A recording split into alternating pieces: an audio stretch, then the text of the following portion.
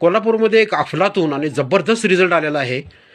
त्या मॅडमशी आपल्याला आता मी बोलत आहे. नमस्कार मॅडम. नमस्कार. हां, तुमचं नाव कसं? माया लोहार. ओके. तुम्ही राहायला कुठं आहे कोल्हापूरमध्ये? रमणमाळा पोस्ट ऑफिस. ओके. तुम्हाला अमृत ज्यूस चालू करायच्या अगोदर तुम्हाला काय त्रास होता? अस्थमाचा त्रास होता. किती वर्ष होता? 26 वर्ष. ओके. तर डॉक्टरांच्या गोळ्या चालू होत्या? हो होत्या की. होत्या. बरं, डॉक्टरांच्या गोळ्यामुळे तुम्हाला काय इफेक्ट पडला?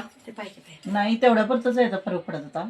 ओके. गोळी वडल्याशिवाय मला कमी येत नव्हतं माझं अस्थमा. अच्छा, म्हणजे तुम्हाला पंप होता? हो. ओके. मग दिवसातून किती पंप मारायचे तुम्ही?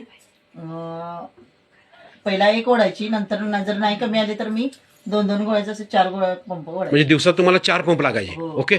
बरं, अमृत ज्यूस चालू केल्यानंतर तुम्हाला किती महिन्यामध्ये फरक पडला? मला 8 दिवसातच फरक पडला. तिथं 4 गोळ्या ओढत होते, तिथं मी 1 गोळी ओढत होते. बरं. आणि नंतर ना मग माझे आता 1.5 महिना झाला तर मी गोळी, आता माझा 20 दिवस झाले गोळी बंद आहे माझी. गोळी पूर्ण बंद आहे? हो हो. मग आता तुम्हाला गोळी बंद झाली पण अमृत ज्यूस घेताय, मग तुम्हाला आता दम लागतो का? नाही लागत. डस्ट अलर्जी लागती? नाही. तुम्ही स्वतःचं म्हणजे घरातला स्वयंपाक किंवा घरातलं काम करू शकताय स्वतः? हो हो. पूर्वी हे जमायचं नाही तुम्हाला, जमत नव्हतं मला. हो. बरोबर ना? मग आता तुमच्यासारखा आजार तुम्हाला बरं झाला, मग बाहेरच्या ज्या लोकांना असाच आजार आहे त्यांना